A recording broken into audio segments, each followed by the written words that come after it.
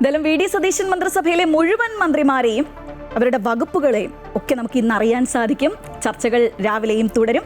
വകുപ്പുകളുടെ കാര്യത്തിൽ മുസ്ലിം ലീഗുമായി വീണ്ടും ചർച്ച നടക്കും. മന്ത്രിമാരുടെ എണ്ണത്തിൽ കേരള കോൺഗ്രസുമായും ചർച്ച നടത്തും. ഉച്ചകഴിഞ്ഞ് ഗവർണർക്ക് പട്ടിക കൈമാറും. നാളത്തെ സത്യപ്രതിജ്ഞയ്ക്കായി എല്ലാ ഒരുക്കങ്ങളും അന്തിമഘട്ടത്തിലാണ്. കൂടുതൽ വിവരങ്ങൾ നൽകാൻ അൻഫിലിറ്റ് ഡിസൂസ ചേരുന്നുണ്ട്. അൻഫിൽറ്റ്, ഗുഡ് മോർണിംഗ്. നമുക്കറിയാം എല്ലാവരും നാളത്തെ ആ ഒരു ദിവസത്തിനായി കാത്തിരിക്കുകയാണ്. അതിനായിട്ടുള്ള ഒരു മാരത്തോൺ ചർച്ചകളും കോൺഗ്രസിൽ നടക്കുകയാണ്. കാരണം ചില മന്ത്രിമാരുടെ കാര്യത്തിലൊക്കെ തീരുമാനമായിട്ടുണ്ട്. പക്ഷേ എപ്പോഴും തീരുമാനമാകാനുണ്ട്, വകുപ്പുകളുടെ കാര്യത്തിൽ തീരുമാനമാകാനുണ്ട്. അങ്ങനെ ചർച്ചകളൊക്കെ ആ രീതിയിൽ സജീവമായി തന്നെ നടക്കുന്നൊരു ദിവസമായിരിക്കും ഇന്ന്, അല്ലേ? Sreeja, good morning. ഇന്ന് മാരത്തോൺ ചർച്ചകളുടെ, ഇന്നലെ രാത്രി വരെ നീണ്ടുനിന്ന മാരത്തോൺ ചർച്ചകളുടെ തുടർച്ച ഇന്നുണ്ടാകും. പക്ഷേ ഇന്ന് ഉച്ചയോടുകൂടി ചർച്ചകളൊക്കെ അവർ പൂർണ്ണമായും അവസാനിപ്പിക്കും. കാരണം 2 മണിയാകുമ്പോൾ ഗവർണർക്ക് പട്ടിക കൈമാറേണ്ടതുണ്ട്. 21 മന്ത്രിമാർ, 20 ഒരു മുഖ്യമന്ത്രി ഉൾപ്പെടെ 21 മന്ത്രിമാരുടെ പട്ടികയാണ് കൈമാറേണ്ടത്.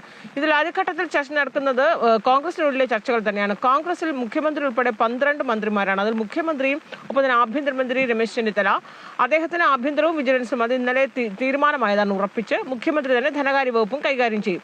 അപ്പോൾ മറ്റു 10 മന്ത്രിമാരുടെ കാര്യത്തിൽ രമേശ് ചെന്നിത്തല അദ്ദേഹത്തിന്റെ ഒപ്പമുള്ള 4 MLA-മാരെ ഇന്നലെ മുതലേ അദ്ദേഹം ഉയർത്തിക്കാട്ടുന്ന ആ MLA-മാരെ കൂടി പരിഗണിക്കണമെന്നാണ്. അത് 4-ൽ എത്ര പേരെ പരിഗണിക്കണമെന്നല്ല, ഈ 4-ൽ ആരെങ്കിലും പരിഗണിച്ചേ മതിയാകൂ എന്ന ഒറ്റ പിടിവാശിയിൽ അദ്ദേഹം നിൽക്കുകയാണ്. 4 MLA-മാർ എന്ന് പറയുമ്പോൾ TJ വിനോദ്, അൻവർ സാദത്ത്, ഒപ്പം തന്നെ IC ബാലകൃഷ്ണൻ, ഒപ്പം തന്നെയും ജ്യോതികുമാർ ചമക്കാല, ഈ 4 പേരെയുമാണ് അദ്ദേഹത്തിനൊപ്പമുള്ള MLA-മാർ. ഇവരുടെ പേര് അദ്ദേഹം ഉയർത്തുന്നതിനാൽ നേരത്തെ തന്നെ, അതായത് ഇന്ന് ഈ 2 ദിവസമായി നടത്തുന്ന ചർച്ചകളിൽ ഏറെക്കുറെ 10 പേരെ കൃത്യമായി തന്നെ ഉറപ്പാക്കി കഴിഞ്ഞു. ആ 10 പേരിൽ അവസാനത്തെ 2 പേരോ ഒരാളോ 2 പേരോ പേര് വെട്ടി രമേശ് ചെന്നിത്തല പറയുന്ന അദ്ദേഹത്തിന്റെ ക്യാമ്പിലുള്ള MLA-മാരെ തിരികെ കയറ്റാനുള്ള ഒരു അവസാനവട്ട ചർച്ചകൾ അദ്ദേഹത്തെ ഏതെങ്കിലും രീതിയിൽ അത് അനുനയിപ്പിക്കും. കാരണം അങ്ങനെ ചേർക്കുകയാണെങ്കിൽ സമുദായ സമവാക്യങ്ങളും ജില്ലാ അടിസ്ഥാനത്തിലുള്ളത്, യുവാക്കളുടെ പ്രാതിനിധ്യം, സ്ത്രീകളുടെ പ്രാതിനിധ്യം, അങ്ങനെയുള്ള പരിഗണനകളൊക്കെ തന്നെ മാറി മറിയേണ്ടി വരുന്നൊരു സാഹചര്യം. ആ ചർച്ചകളാണ് ഇന്നലെ രാത്രിയും KPCC ആസ്ഥാനത്ത് നടന്നു. പക്ഷെ അത് ഫലം കണ്ടില്ല.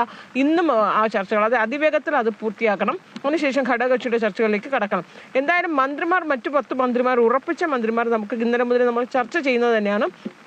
ആ പേരുകളിൽ, ആദ്യ പട്ടികയിലുള്ള പേരുകളിൽ മാറ്റം ഉണ്ടാവില്ല. അതായത് KPCC അധ്യക്ഷൻ സണ്ണി ജോസഫ്, അദ്ദേഹത്തിന് ഏറ്റവും പ്രധാനപ്പെട്ട ഒരു വകുപ്പ് അദ്ദേഹത്തിന് ലഭിക്കുന്നു. പിന്നെ K മുരളീധരൻ, അദ്ദേഹത്തിനും ഏറ്റവും നല്ല വകുപ്പ്.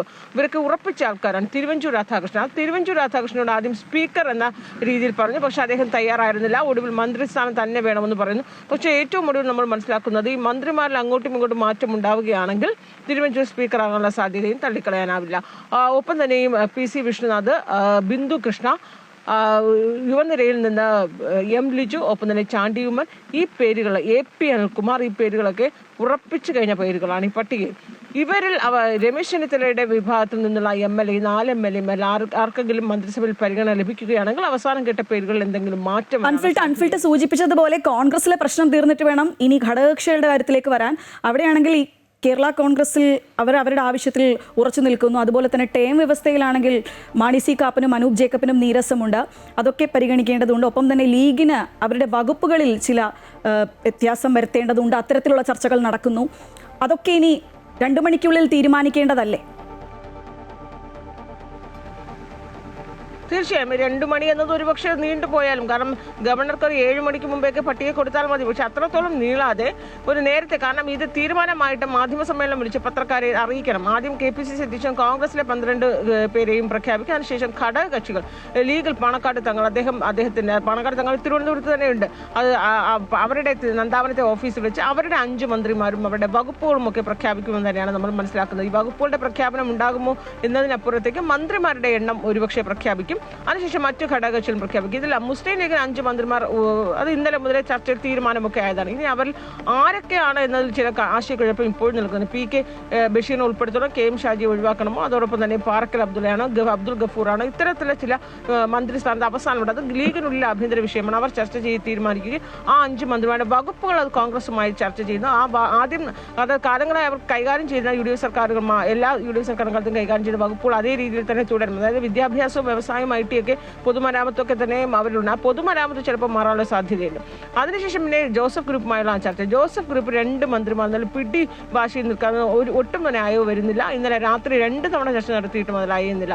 ഒരു മന്ത്രിസ്ഥാനം, ഒരു ചീഫ് വിപ്പ് സ്ഥാനം ഒക്കെയാണ് കോൺഗ്രസ് പറയുന്നത്. പക്ഷേ ആ ചർച്ച ഇന്ന് രാവിലെയും തുടരും.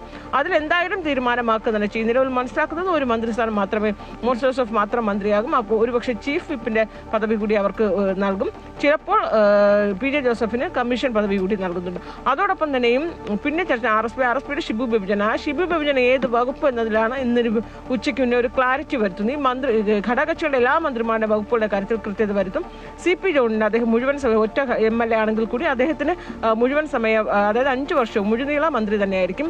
ഗതാഗത വകുപ്പ് അദ്ദേഹത്തിന് കൊടുക്കുന്ന രീതിയിലുള്ള ചർച്ചകളൊക്കെയാണ് നടക്കുന്നത്.